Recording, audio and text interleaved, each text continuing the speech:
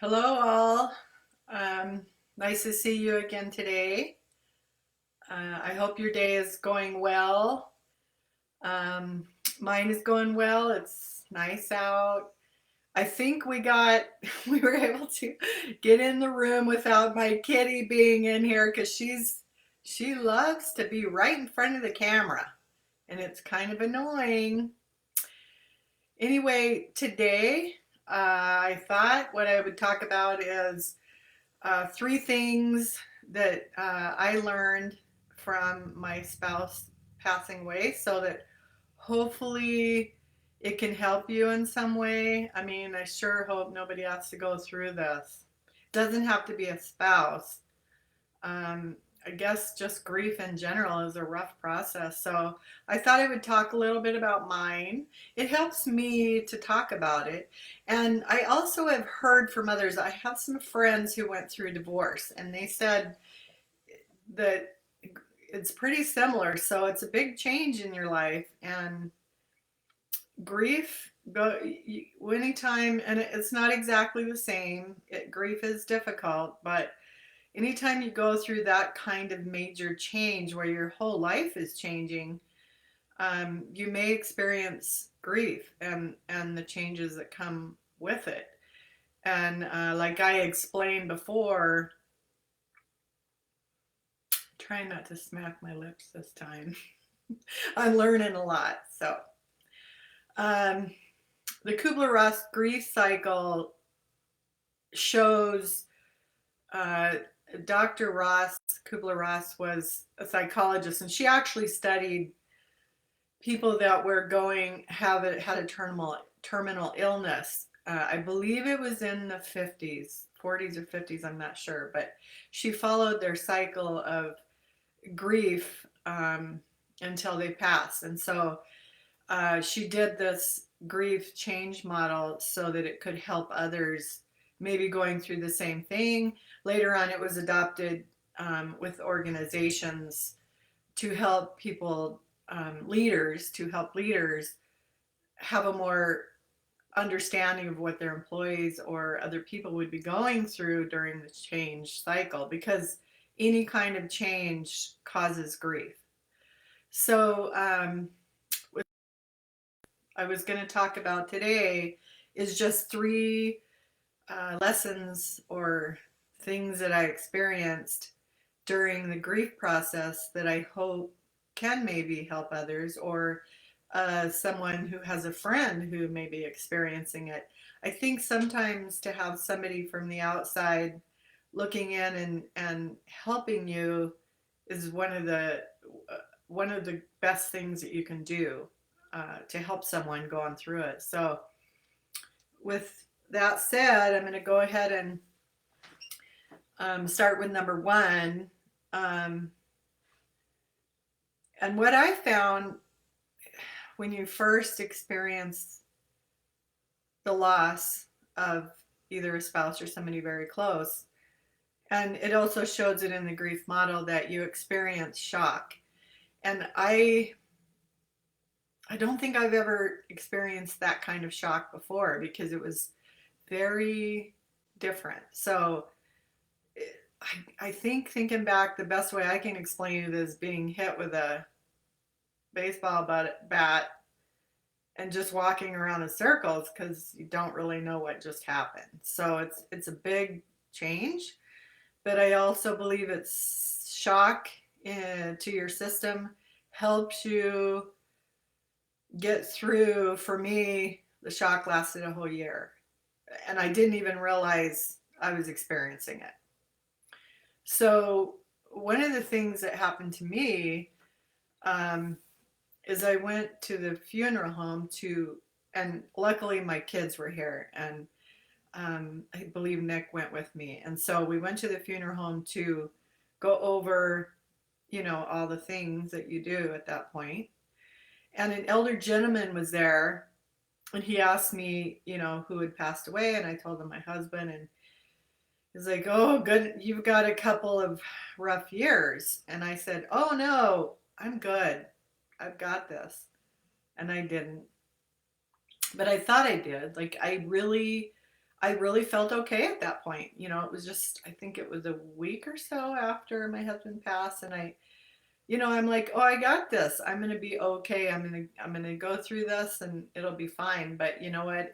It got harder. Um, it got harder over the next couple years, and so one of the things that I found in the first year, and this is when I was going through a lot of shock, is to, if you can, reach out to a family member, a trusted friend, family member, somebody that is level headed, that you can tell them, I, I need some help. I need some help thinking through some issues. And some of the issues was, one was the funeral. I couldn't have done it. My kids got together, they planned the whole thing. It was beautiful. It really was. My grandkids were there, and that's the only way I got through that. That was rough.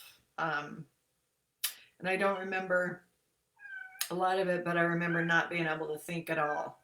Just being, I could barely get up, and I couldn't eat. I wasn't eating at all. I hear the kitty outside, by the way. She she did must have known I was doing a video. Kitty. So anyway, sorry. Okay. So the funeral, definitely I needed someone to help me through it.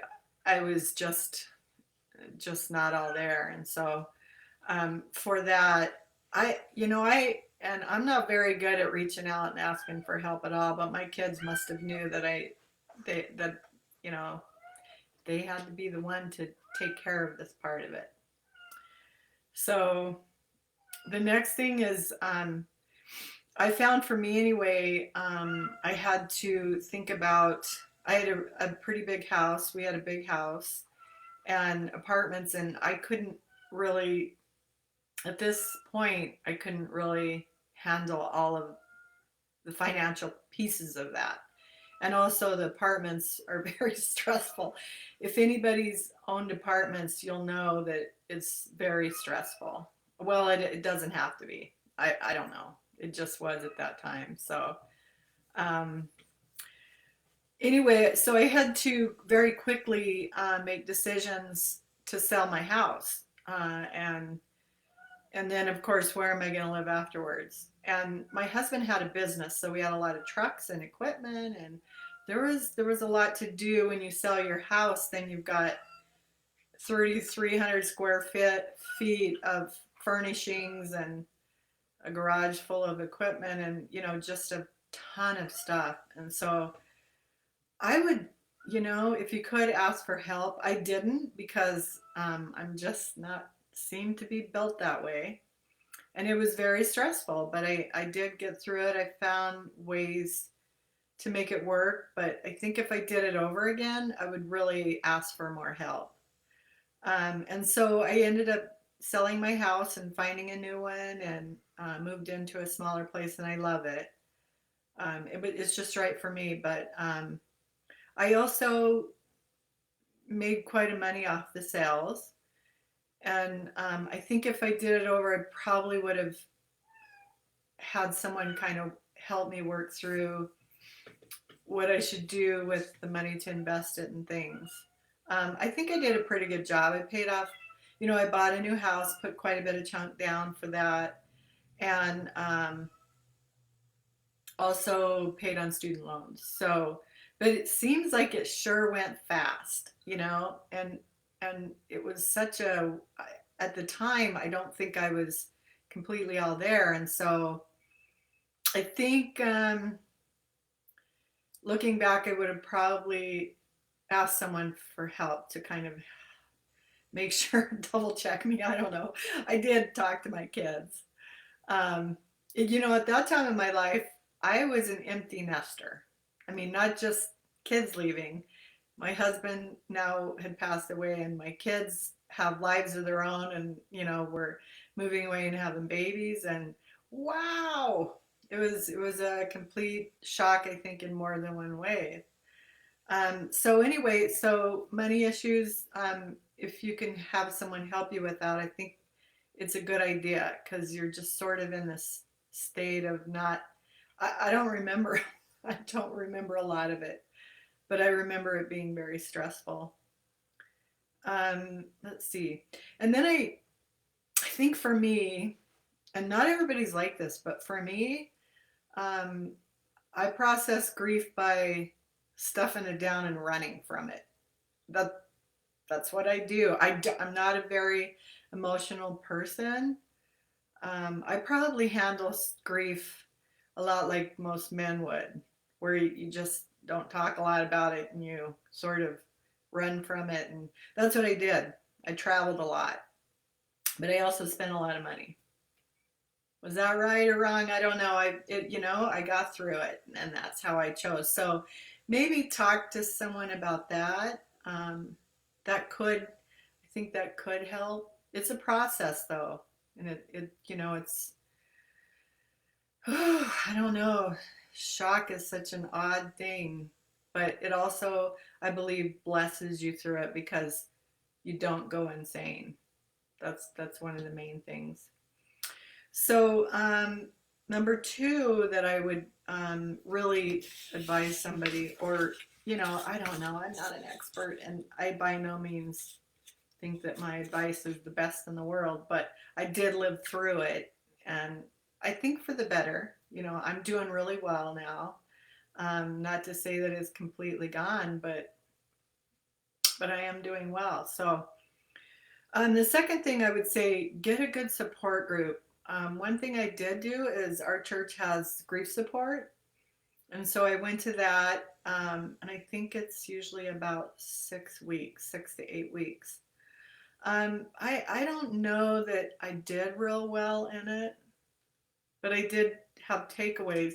One of the things that helped me a lot is I registered for an email support through Grief Share, and I received an email every day with a verse that helped you. It talked a little bit about grief, and it gave you a verse each day to help you deal with it. So I think that really helped me a lot. The other thing I did also is I started volunteering at our church. I still do today. I do the coffee bar. So every other Sunday, I volunteer for the coffee bar, and it's helped me to. One thing I noticed is I found myself being very alone. I think when you're married 30 years, 32 together, you become each other's, well, you can, you don't have to, but we were. We relied on each other a lot, and we sort of just hung out together. We enjoyed doing things together. Um, so when my husband passed, then I didn't have that. I didn't have my best friend to talk to. At the end of the day, all of those things. I really didn't have anyone at that point. And, I didn't want to bother my kids. I wanted them to have their own life. And they're dealing with grief as well. So, I just, and I guess I'm like that anyway. I process things by myself and I don't reach out that much. So, I think if you could maybe go to counseling. I didn't. I just sort of fell into the Bible and to God, and every day I got up and read more and more, and I just really, really dove into that, and I really think that saved me. But I think a counselor would be good if you can find one that. I mean, you have to find the right one for you, right? Because you know what, I did have a counselor. So my husband, before he passed away, was going to a veterans counselor, and the same counselor agreed to see me for about 6 weeks, and so I did have that, and it was very comforting. He was very good, very comforting. So I did do that. But if you can reach out to others somehow, and it doesn't happen overnight, even volunteering at my church, I didn't start meeting people right away. It took some time. I have really close friendship now with some of the people there, and but it took a couple years. Should it take that much? I don't know. I don't think I'm very easy at letting people in, and so it has taken me that much. It really has. So give it time. Don't give up, and keep going. But maybe do something you like. What do you like to do? What do you find um, hobby or entertaining, sports, things like that? Um, One thing that I noticed I did a lot of at the beginning is I really needed to tell people that my husband passed away. Um, I don't know if everybody's comfortable with that though, you know. If you can find someone to, to tell them, just tell them I just need to say these things. I need to talk out loud about it. I need to say, wow, my husband passed away. I think a part of you is in denial, and that's part of the grief model as well. You're denying that it happened. And so I needed people to tell stories, you know, about him, to ask me about him, things like that. And people just didn't. And I think sometimes they don't know if they should. Um, you should, though, you know, ask, tell stories that you remember about them, reach out to them. You don't have to always say anything, just maybe let them talk. That's what I found out. Um, but you know, it's strange because I remember even telling the mailman that my husband passed away, and I'm like, why are you saying that? And to people that were helping me, why are you saying that? Why are you telling them that? I don't know. It seems like it's some kind of process that I had to go through. Maybe it made it feel more real. And then after a period of time, I'm like, you know what? You need to stop bringing that up now. Or just stop feeling sorry for yourself and go forward and quit doing that. So I did. I stopped doing that. Um, so anyway, one of the things I did do, and that's sort of the third point I wanted to make, is to find some way to move forward. Some days that's getting up out of bed, putting your feet on the ground, and getting dressed and moving forward. And thank the Lord that I had a job that I had to go to, because some days out of responsibility, because my mom and dad installed a very big work ethic in us. And just out of responsibility, I got up every day, showered, got dressed, put my makeup on, did my hair, went to work. And I was also in school at that time. So, you know, that kept me focused and kept me moving forward. But one of the really big things that helped me is I started back to the gym just a couple months after my husband passed away. And somehow that helped me really start moving forward. Um, I started exercising 5 days a week. I go early morning. I go at 4:30 a.m. because I tried going at noon and then I tried going after. At noon, I didn't feel like I had enough time to get my whole workout in, get showered and go back, and then you're still sweaty and stuff, and I didn't like that. And so after work, I wasn't consistent. I'm not a nighttime person, and so I would do it sometimes and other times I wouldn't. So you know what? I just disciplined myself to go at 4:30 in the morning, 5 days a week, and that has helped me, um, probably second to the Bible, but it's helped me immensely move forward. It's helped me grow independently. It's helped me discover who I am by myself, because you know I have not really been by myself since I was about, well, graduated high school probably. um, I don't know. I just wasn't. I usually had boyfriends, and then I got married, and we were together all the time. So this was when I really had to discover who I was and what do I like? What do I like? What do I like to do? Um, all of those things. How do I make important decisions like selling the house?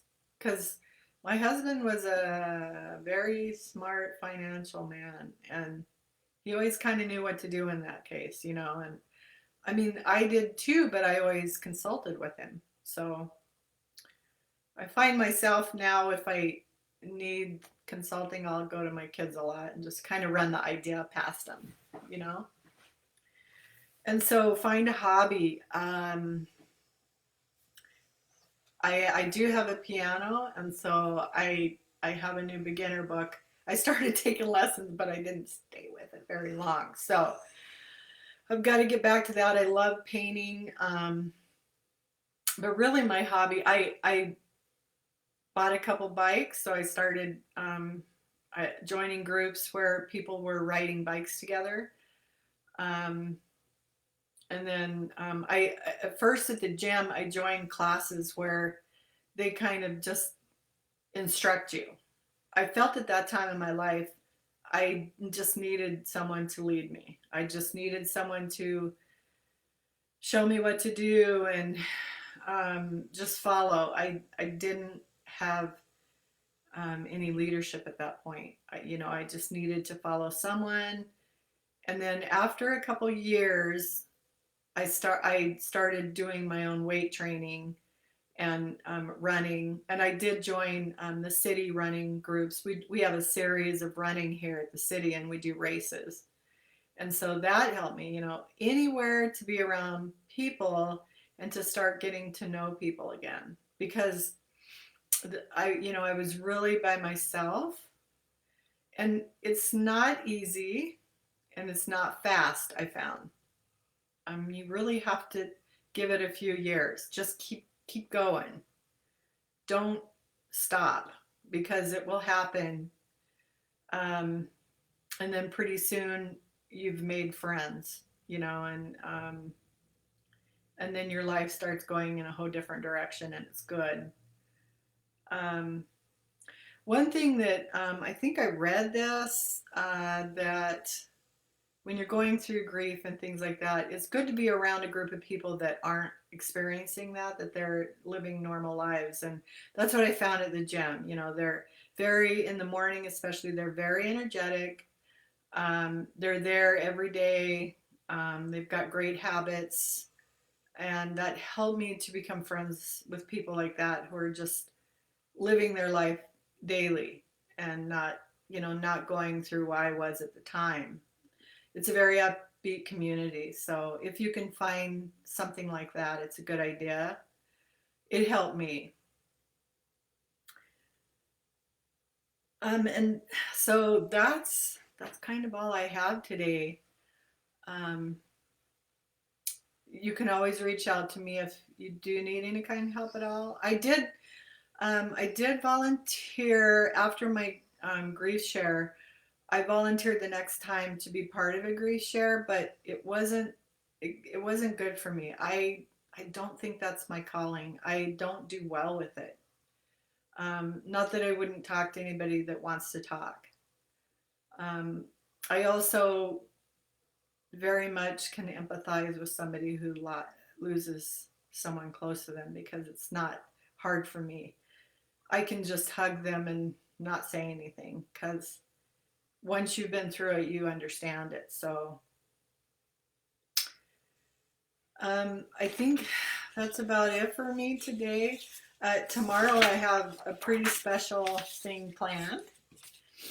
And it's a follow up on my one where you tell, what would you go back and tell your childhood self? So it has something to do with an interview and a 6-year old. So I'm going to try to make it happen around noon or so. If anybody would like to ask her a couple questions, I think it's going to be fun. I wonder if it's going to be a little bit of chaos, but I'm not sure. But we'll see. So I'm having a lot of fun with this, especially these parts of it. You know, the grief part is difficult, and whew, thinking back, it kind of gets you going, right? The other thing I wanted to say is I am going to start a 30-day challenge on the 30th of November, which is Code Red, which I've been losing weight on. Code Red um, program. It's what I lost weight on before, but I'm still not to goal.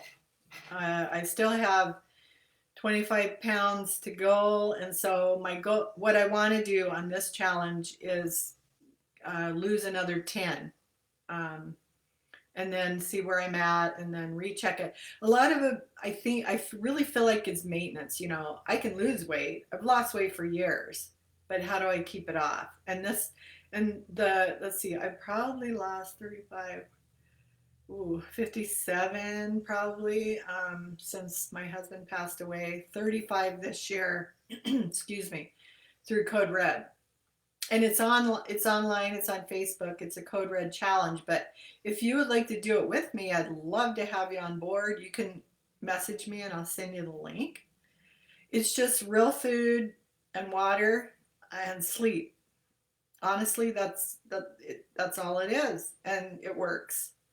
You don't crave food anymore. It does have a lot to do with ketosis, going, doing ketones instead of glucose. But other than that, dynamic leader, I'd love to share with you. I'd love to do the challenge with you. So if you're interested, message me, and I would love to do that with you. If not, I plan to be 10 pounds lighter in a couple months, maybe a month. We'll see. It's a 10-pound, 30-day. I'm going to try to be, it's pretty strict when you're doing it. So I'm going to try to, ooh, I better not say try, because I'll tell you, if Christy Nichols hears me, she's going to get after me. She's pretty goal oriented and positive and very strict. So anyway, that's enough for me, from me today. I hope to see you tomorrow. And I think it's going to be a fun one, especially around these holidays when we're going into Thanksgiving. So you have a super day, and I love you once again. And if you're traveling, please stay safe. And I'll be talking to you tomorrow. Bye.